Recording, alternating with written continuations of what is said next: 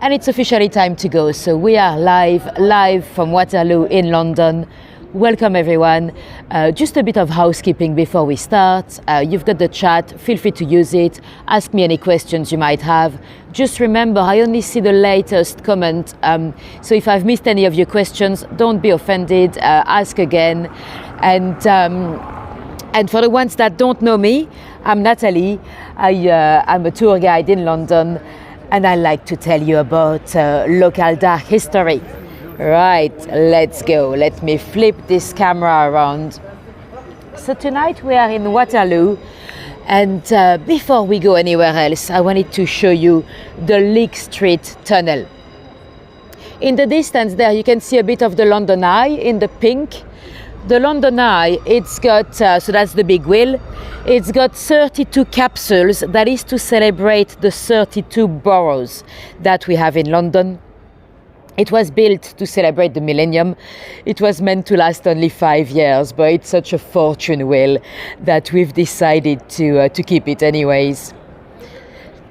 When you go up the Eye, usually you go up with maybe 15 to 20 people in your capsule. If you have money, you could privatize a capsule for you and your family, or you and your partner. But if it's only 2 of you, they're not gonna let you go up alone. They'll send a member of staff with you. That is because they do not want anyone to do anything too intimate. I would not think about it, but clearly some people do. If you wanted to do that with 4 people, you could.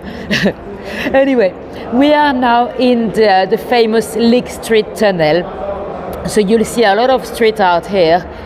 In this place, it is perfectly legal to come and paint. Anyone can come and paint. Even if you've never touched a spray can before, you can come and try. And you can cover anybody. That's the point of street art. It's not meant to last. And it was actually opened by Banksy. The tunnel used to belong to the Eurostar. Hi, Kevin. The Eurostar, for the ones that don't know, that's the fast train going straight to Paris. It opened in, I think it was 1994. It was originally here in Waterloo, which is quite ironic really, because Waterloo is of course named after the battle. That's when the Brits beat Napoleon, of course. But ironically, that's also the place that you'd use to go to take a train to France. So at the time it was used as a taxi rack, and sometimes also as a wild toilet by drunken gentlemen at night. And when the Eurostar moved to St. Pancras, we'll go to St. Pancras in my Monopoly tour on Sunday. When the Eurostar moved, this tunnel was vacant, and Banksy, the famous street artist, he did a little festival here called the Cans Festival. Cans, like spray cans. It is a little pun, and it's amazing. So we've got some artists at work at the moment, and he's not wearing a face covering. That's it's quite toxic, the fumes from the cans. So it's actually much better to wear a proper mask. So that's Banksy that created the festival originally, and. Oh, I forgot my second phone. Bear with me 1 sec. I can show you the poster from the actual Cannes Festival. Bear with me. I'm just gonna zip the rucksack. 1 sec. Oh. There we go.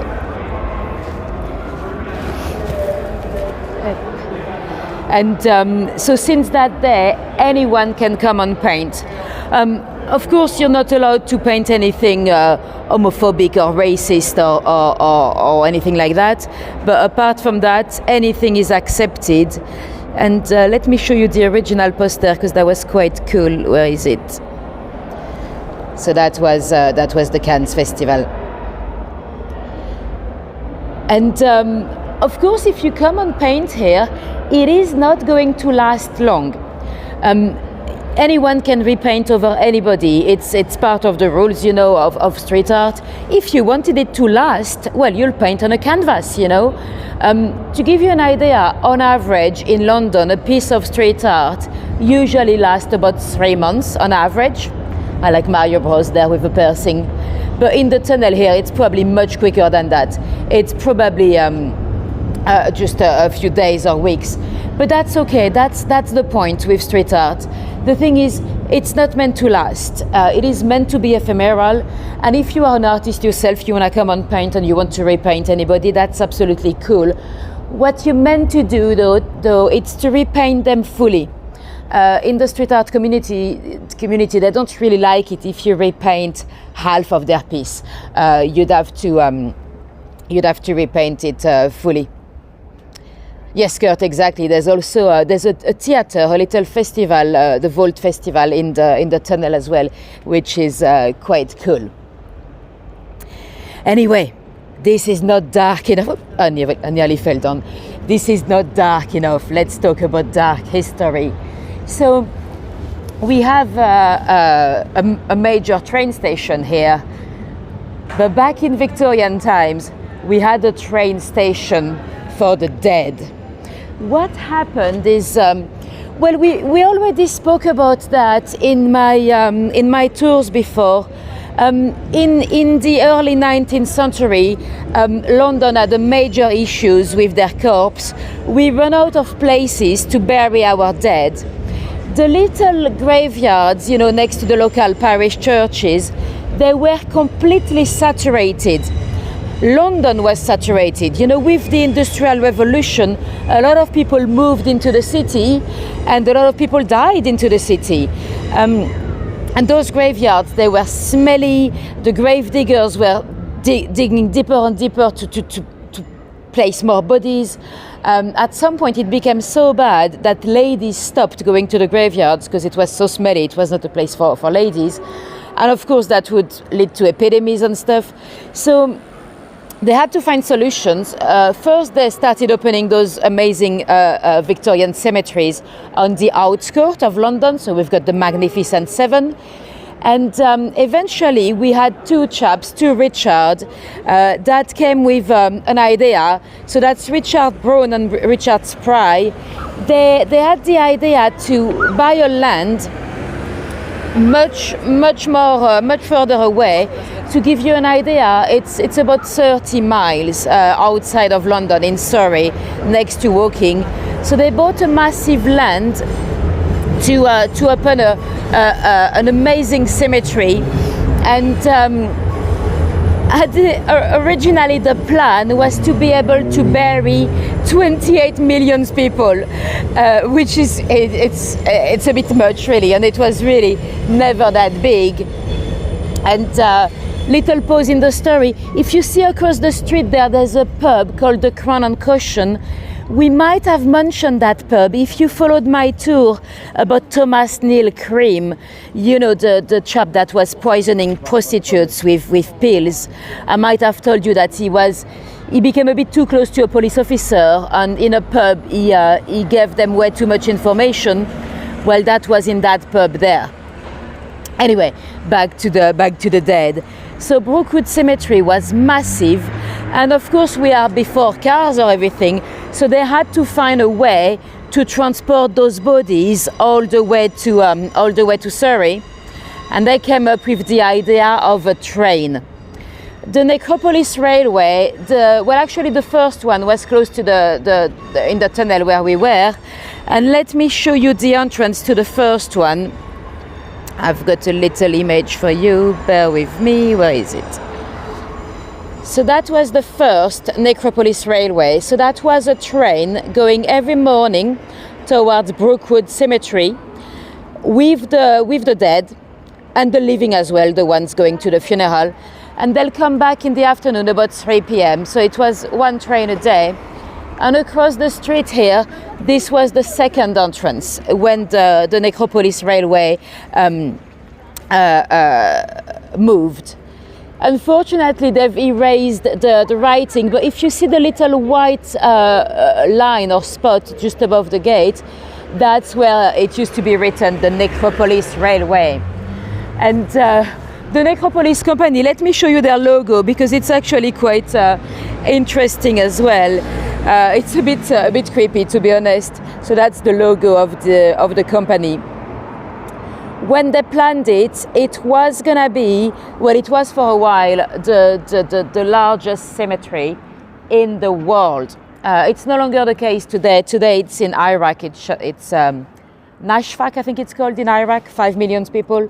But when they started transporting those people to Brookwood, it worked, but maybe not as much as they had expected. Some people did not want to go and be buried that far away from their loved ones. There were 2 stations once you got to Brookwood. The first one was for the dissenters and like other religion, and the second part was for the Church of England. And in the trains, there were 2 different categories as well, because the Bishop of London did not want to mix different religions.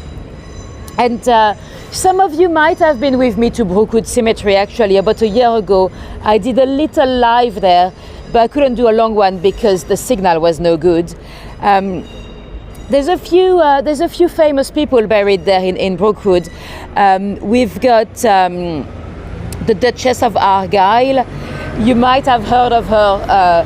She went through a very public divorce in the 60s, and there was a show, a drama on the BBC a couple of years ago with Claire Foy. She's buried there. We had Dodi Al-Fayed. So for the ones that don't know, that's the gentleman that was dating Lady Diana when she passed away. But his body has been moved to a private residence where Mohammed Al-Fayed was living. And there's another guy that you might not know. Well, you might not know his name, but I'm sure you've heard of him. Or you might not know that he actually exists. But his name is Cosmo Gordon. He was an aristocrat. I don't know if you've watched the Titanic, but you might remember there's one scene at the end with a chap that basically steals a baby to you know what, with those live canoe, it's woman on babies first, or woman and children first. So he snaps a baby away to save his own skin. Well, that's actually inspired. Gordon, Cosmo Gordon, Gordon, I think, Tish. So yeah, he was a real character that actually did survive the Titanic by grabbing a baby. And the cemetery today, it's not that big. They've actually sold part of the land. It is interesting to go and visit, though. It is massive. If you are a serial killer in Surrey, and if you wanted to dispose of a body, I actually recommend Brookwood Cemetery. It's so big, no one would know. And they actually have a spot for wild burials. Well, you have to have a coffin. You're not allowed to be buried with no coffins in this country, but you can have a soft coffin. And no headstone or anything. You could be buried in nature. And the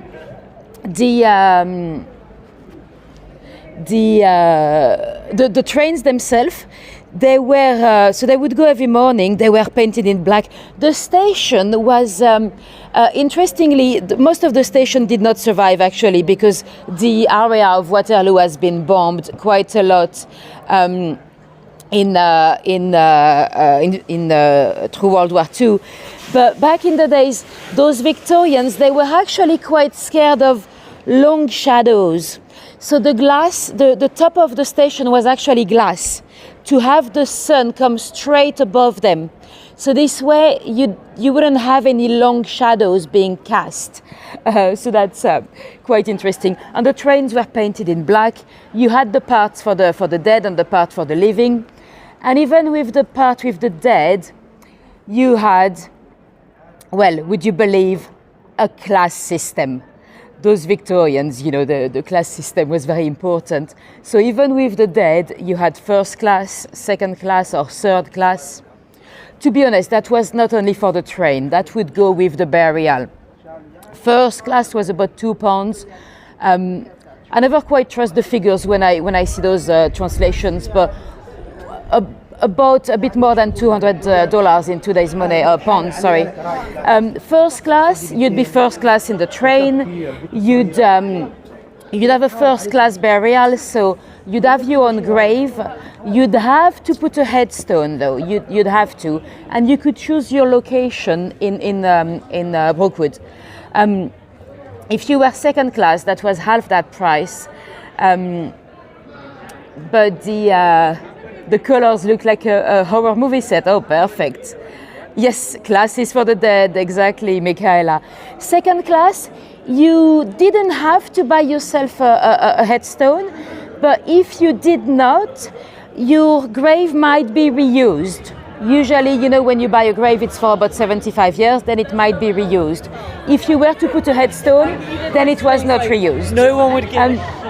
Generally in Brookwood, they try to do one person per grave. And that's 250,000 graves there.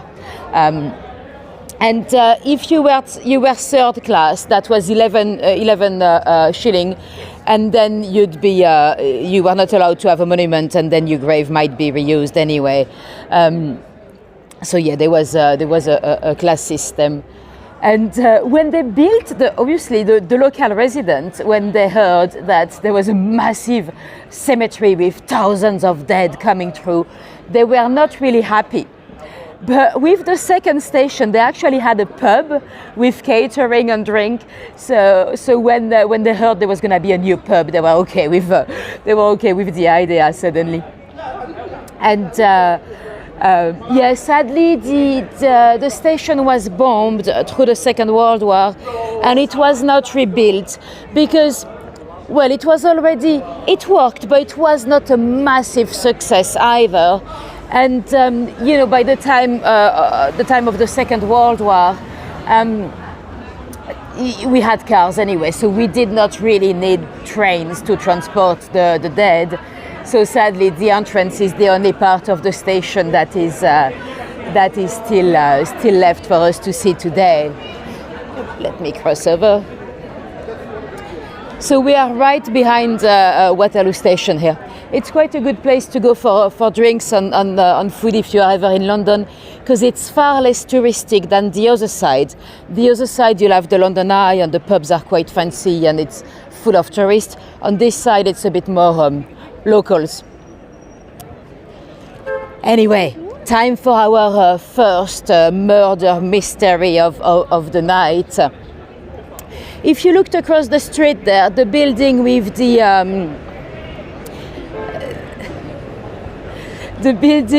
I'm not sure what you mean, Tish. The building with the light across the street there, that's the Old Vic Theatre, and our murder is actually in 1838. So at the time it was not called the Old Vic, because Vic was not old. Queen Victoria had been on the throne for 9 months only. So she was a very young and very new queen. So at the time the theatre was called the Royal Victoria Theatre. But some people nicknamed the theatre the Blood Tub, like a bathtub, because apparently some of the plays were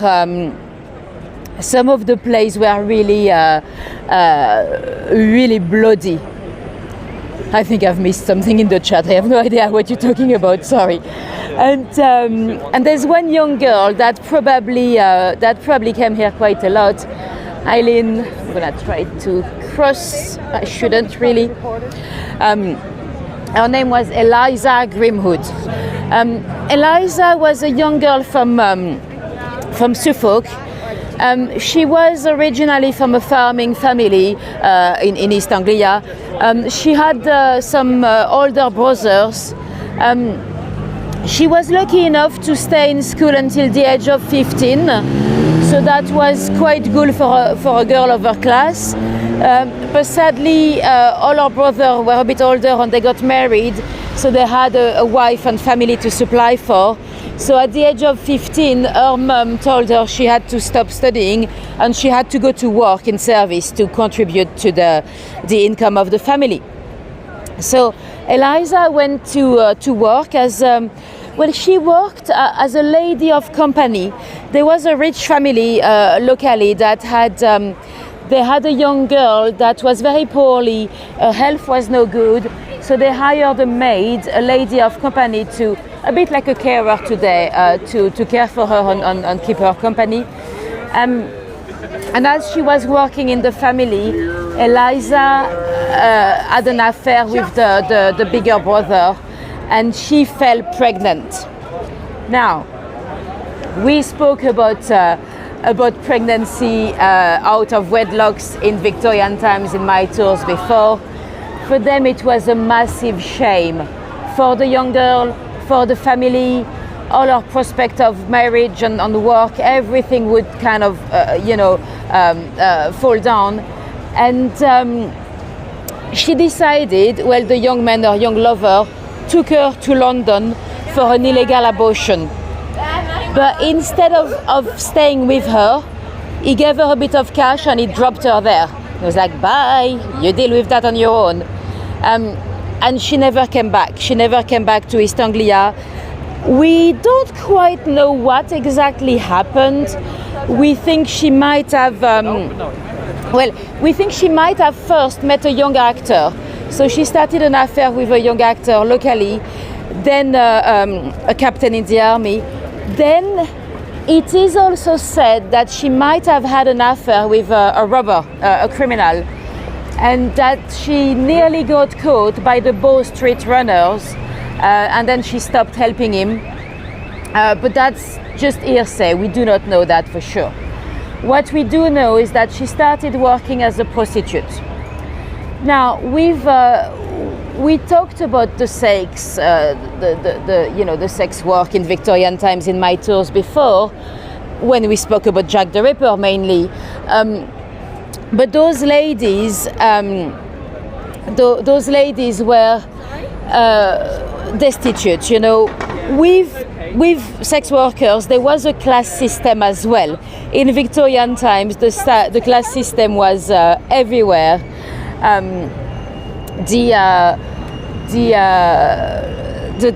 The sex workers as well. And Eliza was really an upper class sex worker, let's say. She dressed really well, she made quite a lot of money. She was nicknamed the Countess. And you know, some of those girls could make quite a decent amount of money in their 20s. They could save money, and then maybe at the age of 30 they could buy a pub or a coffee house and have what would be classified at the time as a respectable life. So Eliza seemed to be happy with her accomplishment and her work. By the way, little pause in the story, but just across the street here, if you followed my tour about the Lambeth poisoner, it is right here that his first victim fell down after being drugged, right here across the street from the Wellington pub. So back to Eliza. She then met her cousin, her first cousin, that was also her childhood lover, William Hobart, and he was already married, but they dropped the wife and they started a relationship together. Obviously, William was not exactly very happy that she was selling her body. He tried to get her to stop. He was a bricklayer, so he had an income, he could have helped her, but she refused. Eliza was happy with her career, and she refused to stop. So they came to an agreement. Basically, Hobart was taking a commission out of her sex work. I know it's a bit, but you know, it worked for them. So they moved in together just here on Waterloo Road, and they kept on with their life. They were not living alone. The property belonged to William Hobart, but you had a maid, Mary Fisher, and you had another sex worker, Mary Clover, and her boyfriend, another William. So the five of them living together in the property, and everything was going well, you know, no major issues as far as we know. Of course, the couple might have been arguing every so often, but the thing is, you'd have to realize that Eliza's clients were long-term clients. So Of course, there might have been a bit of jealousy because, you know, when you see the same rich man every week or every other day, we can imagine that William might have been quite jealous. Mary Fisher, how strange, yes. Could she be the same Mary Fisher, Trish? I think it's probably quite a popular name, but yeah. And so, yeah, as far as we know, no major drama in the house. And one night, Eliza went to the show, so right across the street on the other side of the river, she went to a theatre, the Strand Theatre. It doesn't stand anymore today, but if you know London, you might know the Strand station. It's now a ghost station. There's no more trains there. So that would have been the spot of the theatre. The theatres at the time were full of sex workers. I see. They were accepted, that was fine, as long as they didn't cause any trouble. Those upper class sex workers were often spending the night with their customers in the theatre, and then they did what they had to do. This is St. Paul's Church. That's where Eliza is buried in the graveyard. There's no headstone anymore, but that's where she was buried. And that night, Eliza came on a hackney cab, you know, those horse carriages. She crossed over the bridge. I'll show you the exact location down there in a moment. But and she was with a customer, a client of hers. People called him the foreigner because he had a bit of an accent, probably French or Italian. People were not quite sure. His English was very well, was quite fluent, but he did have an accent. And there was a few eyewitnesses that had seen the foreigner that night in the theatre. So they came down on a cab, on a horse carriage. As they got out of the cab, I'm just gonna wait for the siren to go. Oh, it's over. So they come down the cab.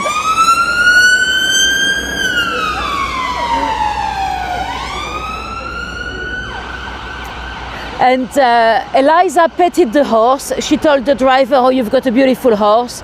She paid the fare, not the customer. She paid the fare, and off they went into 12 Wellington Terrace, which is just behind us. Across the street, by the way, there was a hotel at the time called the York Hotel. That's where the inquest was held.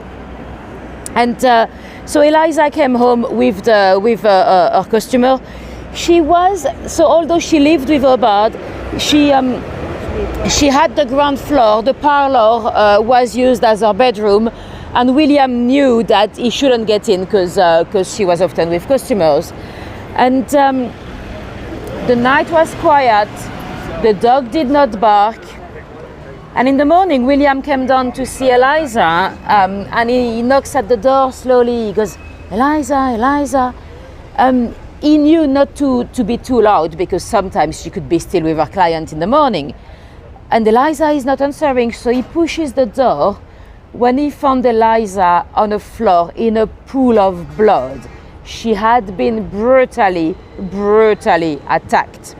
He ran upstairs to wake up Mary Clover and Mary Fisher and the other William. Everyone ran downstairs. Hello, Caroline. And well, of course, they called the police and everything. The police was very new.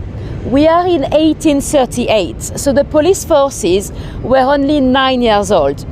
They didn't even have a proper detective system quite yet.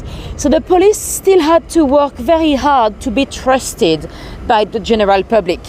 And the inspector that was in charge was Inspector Field. Very quickly, the investigation went, well, it was full of unreliable witnesses, really.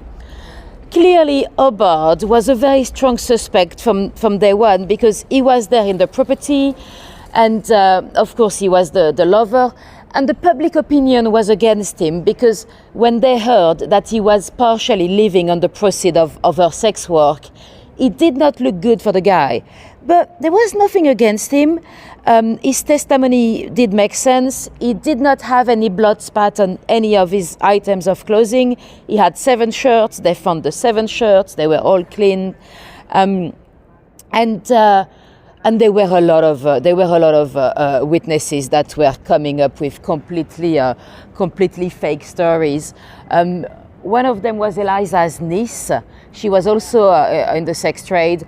And she came up with a story that Eliza had just met a new client. He was a sword maker from Birmingham, and he once dropped a knife and all that. But that came up to be untrue. We are now on Rupel Street. It is an amazing looking little street. It's very much, it's like if you go back in time, really. It's a conservation area. It was built in the 1820s, and it's very much still left as it was. Conditor. I'm not sure what you meant, Angie. What is conditor? So yeah, beautiful street, like a movie set. It has been used as a movie set for quite a few films, actually. And so yeah, you had that niece that came up with crazy story. You also had another girl that pretended to be Eliza's friend. She was Catherine Edwin. She was pretending to be 19 years old, but they found out that she was 16.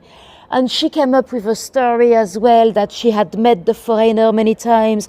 They went for coffee there and there, and he had told Eliza that he was madly in love with her and he wanted to marry her.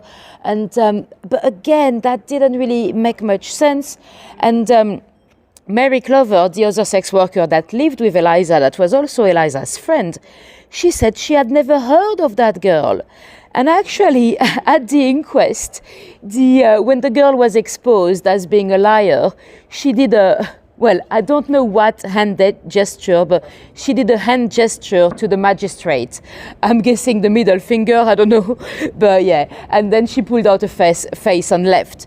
So she was clearly unreliable. There was another chap that lived around here, actually, a Welsh guy, that pretended that he had, the morning of the crime, he had seen Hubbard coming out full of blood. And that guy lived around here with a lot of destitute children. And when they investigated him a bit closer, they realized that he was pretending it was his children, but actually no, they were all very young sex workers. So he was a little bit like a Welsh Fagin, you know, if you've seen your Oliver Twist. So he was also discarded. Then there were a few letters that were hoaxes, but there was the Cavendish letter, someone that wrote to the shop right next to 12 Wellington Terrace. They pretended to be the customer. So they pretended to be that customer, and they said that they had not done the deeds. They had to leave because it's a German village, I don't know. They had to leave because Hubbard came by and he had an argument with Eliza. And although it was a fake letter and that they did find out it was a hoax, they had to go and arrest Hubbard. So they put Hubbard in prison in Horsemonger Lane prison, where we've been the other day on my tour about Catherine Eddowes. And as William was taken to prison, Eliza's brother, they came into the house and they sold everything. Because people were, obviously the murder was all over the news, all over the press, and people wanted a souvenir, would you believe? So the bed sold at premium price because it was blood-stained from the infamous murder of Eliza Grimwood. The brothers, they sold the carpet to a guy. That guy chopped down the carpet in little squares, and he sold little pieces of the carpet because they wanted to have a little souvenir, a piece of a blood-stained carpet from the murder scene. The brothers were probably very jealous that they didn't have that idea. And would you believe, the dog the little dog that did not bark the very night of the murder, the fact that he did not bark could mean that someone he knew did it, who knows. But that little dog was actually sold to a pub, The Gun in Spitalfield. You might have seen that pub in my Jack the Ripper tour. Because the pub owner thought that's probably quite a good promotion thing to have the dog that did not bark through the murder of Eliza Grimwood. When Hubbard finally came out of prison, they had to release him because they didn't have anything against him. He really struggled to get his dog back, bless him. And until his death, Hubbard claimed his innocence. Very sadly, it was the end of his life, really. He couldn't really go out because everyone considered him guilty. If he went on the street, they would send tomatoes or feces or whatever at his face. So very sadly, he actually died a few years later in 1841, if I remember right. And when he died, according to the witnesses, he saw Eliza. He saw her. That happens quite a lot when people pass away. They often see their loved ones, and he was like, "Oh, Eliza, I'm coming," I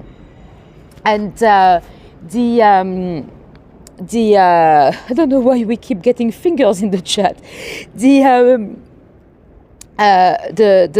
thing is, he looked like a good suspect, but there was nothing against him. That foreigner, whoever that was, is probably the guy. There was an amazing investigation. I mean, the police did everything they could with the methods of the time, and the thing is, at the time, in the 1830s, they did not really have. They didn't really consider serial killers. At the time, they believed that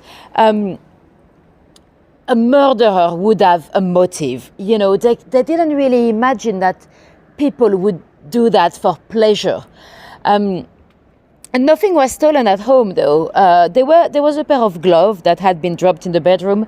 Eliza's chamber pot was found under the kitchen tap, which was a bit odd because, usually your chamber pot is in your bedroom. But that was it, really. Let me show you the prices. If you wanted to buy a property on Rupert Street, the amazing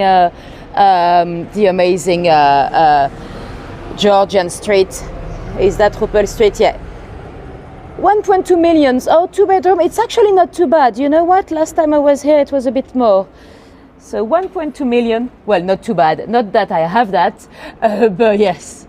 Or 1.6 million here. So that's also on Ripple Street. Anyway, back to Eliza. The murder was never solved. And actually, you know what? Before the Jack the Ripper murders, Eliza Grimwood was like a byword for murder mystery. It was the case that everybody knew. There were a couple of penny dreadfuls written after the case. We do have now people that looked at the other cases in the same time.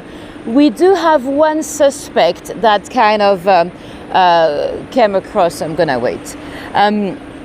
There was a year before Eliza's murder, there was another Eliza Davis, that was killed in Frederick Street next to King's Cross. She was potentially also in the sex trade. She was working as a bartender, but sometimes they did both. And one night she went to bed with her boyfriend, we believe. The boyfriend was described as French. And then she was found in the morning in the bedroom, her throat cut very, very deep, and the murder was never solved either. There was another chap, Mr. Westwood. He was a clockmaker, a watchmaker, and he was known to be keeping a lot of his money, a lot of his savings in cash. And one night he had dismissed one of his employees that was from Switzerland, and they came to do a robbery, and they killed him. 2 men were seen running out of the site. One of them was the Swiss guy.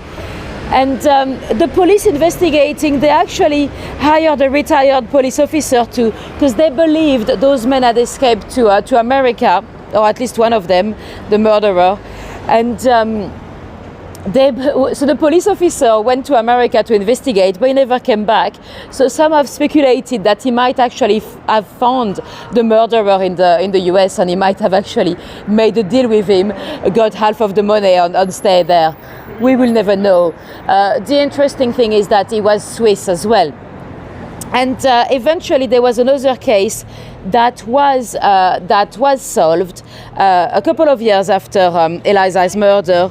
That was a lord at Parliament, Lord William Russell. He had a valet that was called François Courvoisier. The valet was from Switzerland. So Swiss, he might have spoken French as well as Italian. Well, Courvoisier definitely did. And one night he had an argument with Courvoisier, and the Lord went to bed, and he was found in the morning in his bed with his throat slashed very, very deep. And the house had been kind of searched, like if it was a robbery or a fake robbery. But in that case, Courvoisier was caught because although he did not have any blood on himself, however he did it to do the crime, we think he potentially had he was potentially wearing a Macintosh, some kind of a waterproof thing, because he did have one. But however he managed, he had no blood on himself at all. But he was caught selling some of the items he had stolen that night. So he actually confessed to the murder. And when he confessed to the murder of the Lord Russell, the Times newspaper the next day published that he had also confessed of the murder of Eliza Grimwood. And usually the Times newspaper is quite a very relevant publication. But then a few days later, they had to retract their confession. Apparently, he never confessed. Some people believed that he was, or he half confessed, and then his uncle came to change his mind. He was going to be hanged anyway. At the time, one murder was more than enough to be hanged. But it is possible that his uncle came. He did come to the prison actually, to try to, not to damage the name of the family too much. So yes, it's only give tips if Nathalie's house will be Airbnb. Airbnb, what's Airbnb? I think I've lost a few things in the chat tonight.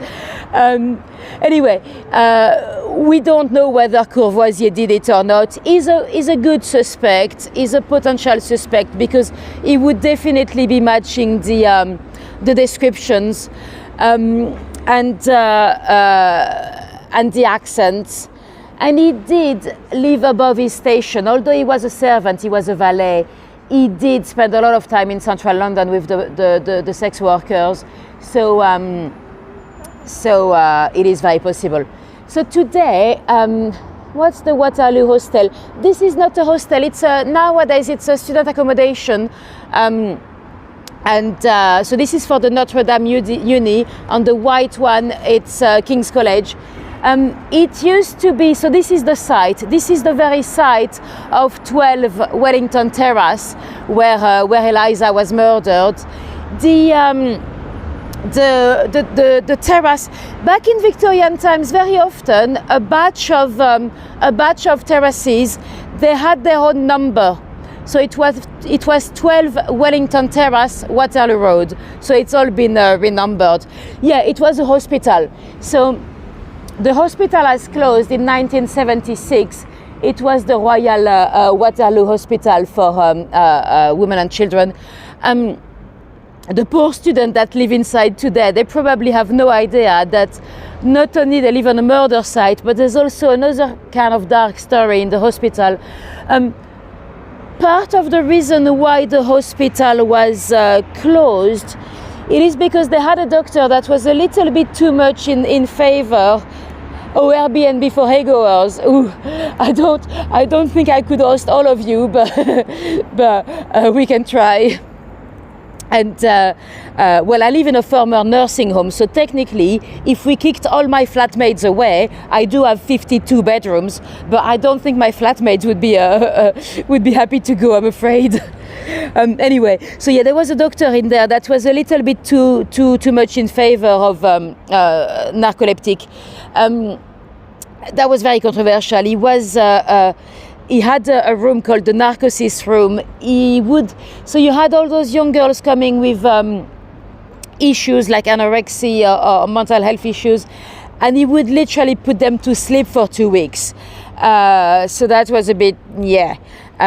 Today, it's still a technique that we use, but not us, the secret services, and they call it brainwashing. So it is still something they can do to try to put people to sleep for 2 weeks and hope they'll wake up with a clear mind. But yeah, that's part of the reason why the hospital was closed. Anyway, the murder of Eliza Grimwood, as we mentioned, was all over the press. Actually, they struggled to rent the property. It took about 4 years to find a good tenant that would stay. And he was actually from Germany. He was probably abroad at the time of the murder, so he didn't quite know the details. And eventually the building was destroyed. The thing with the murder, we actually believe that it probably very much inspired Charles Dickens. If you've read your Oliver Twist, when Oliver Twist was published, Dickens was actually quite heavily criticized because of the very brutal way in which he killed Nancy. And we actually believe that Dickens was a good friend of Charles Field, is it Frederick? Charles Frederick Field, I think his name was, the police inspector. So the police inspector was probably feeding Dickens with all the details of the inquiry. And of course, it's a very gruesome case, so Dickens himself might have been shocked by that murder. And there's a few similarities. Well, first we have a Welsh Fagan. Also, Eliza Grimwood is killed right here by the Waterloo Bridge. The building to my left, that's the Waterloo Bridge. Nancy is very much associated with the London Bridge. She's not actually been murdered by the London Bridge. That's only in the movie Oliver that came out in the 60s, I think. In the book, she's murdered at home, in her bedroom, like Eliza. And Hubbard is not a pimp. Hubbard is just a boyfriend that lives on the proceeds of her sex work. But you can kind of comparing to Bill Syke, that also lives with a sex worker, and so yeah, it's very possible that Dickens was very much inspired by. My bicycle is still here. That's a good sign, because last time I came here, they tried to steal it. Anyway, so yeah, we think he probably was inspired. Anyway, one more little murder mystery before we go. Well, this one is not such a mystery. The structure to my left. Yeah, we've got the theater there to my right. But the structure to my left, that's the Waterloo Bridge. The Waterloo Bridge, we also call it the Ladies' Bridge, because when they started the construction of the new one, this one there in 1939, that is, of course, when World War II broke out. So a lot of the young men went fighting. So the ladies were left in London, they were left in charge, and they finished the construction of the bridge.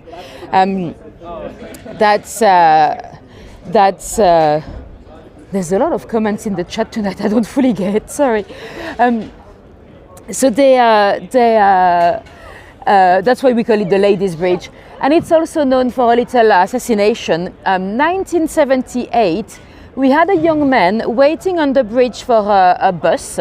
His name was Gorgi Markov. Gorgi was he was a journalist working for the BBC.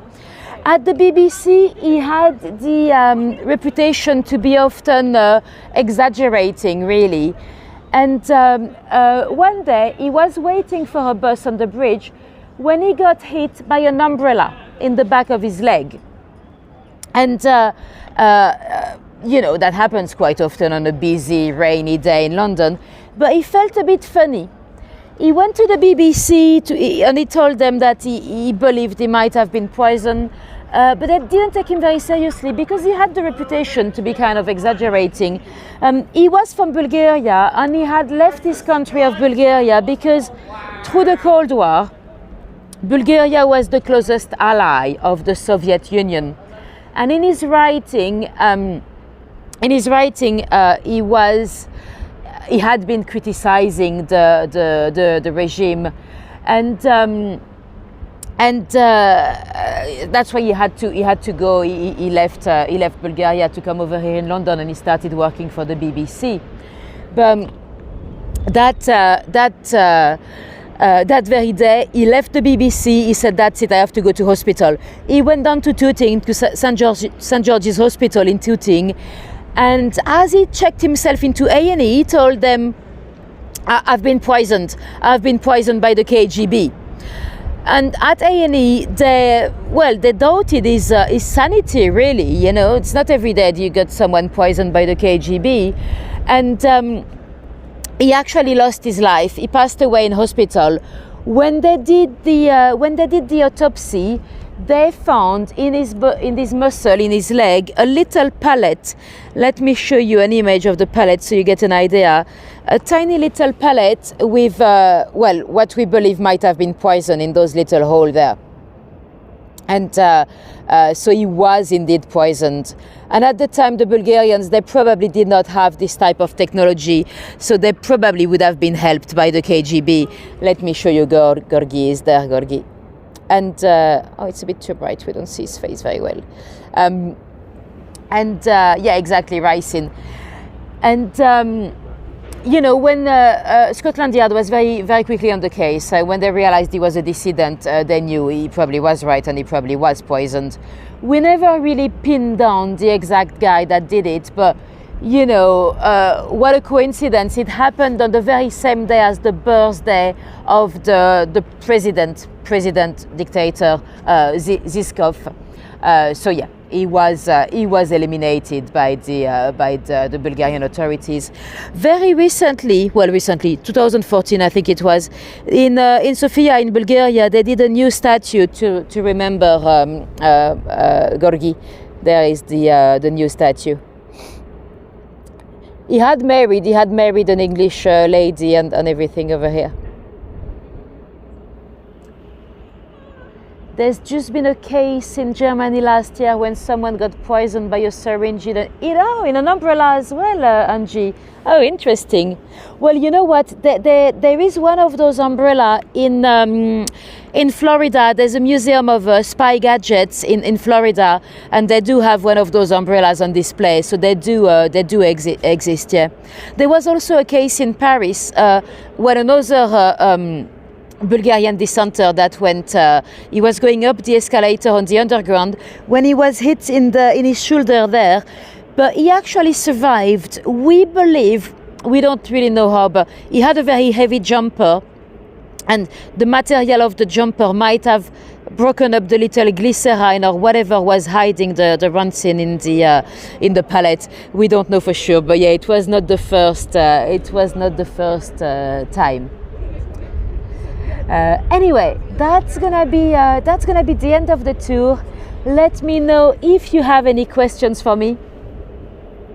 Apologies, I think I've missed quite a few jokes in the chat tonight. At some point I had no idea what was happening, but yeah, sorry, sometimes it's hard to keep track.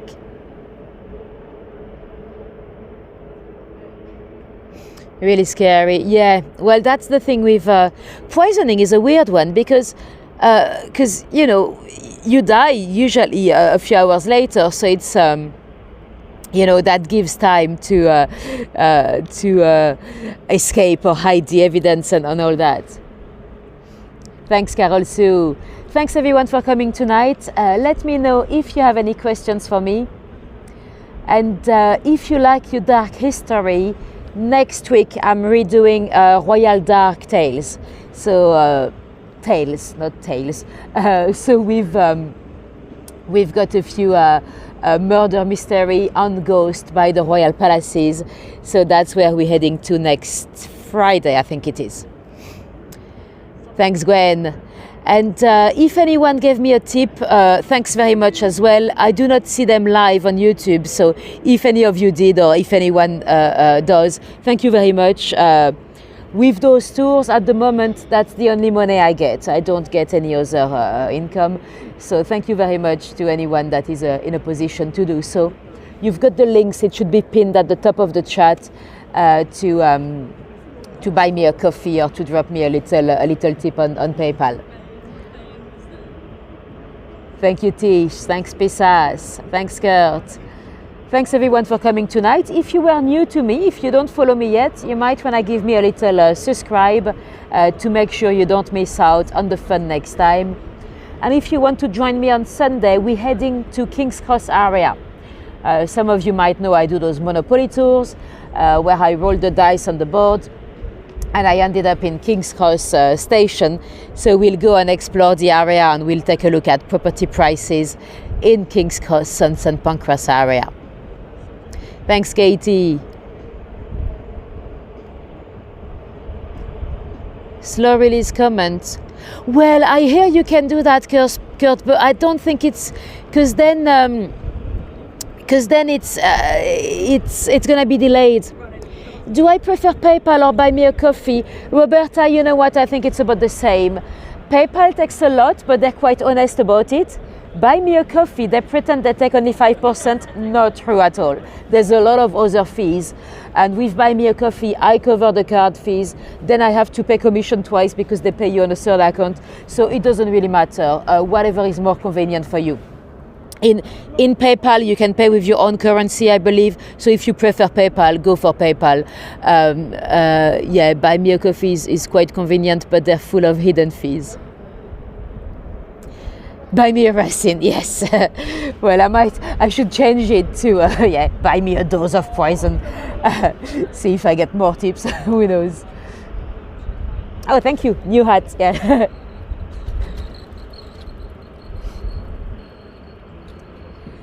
Cool, I don't see any more questions, so I'm gonna get going. Thank you very much for coming tonight. Hopefully I'll see some of you on Sunday. If not, maybe next week. And if you like your dark history, you can check through my past live. There's a few of those dark tours as well. So far, I've been living all my lives available, so feel free to watch them on replay as well. And have a good evening, a good morning, a good lunch, a good whatever time it is for you, wherever you are in the world. And I'll see you soon. Bye bye.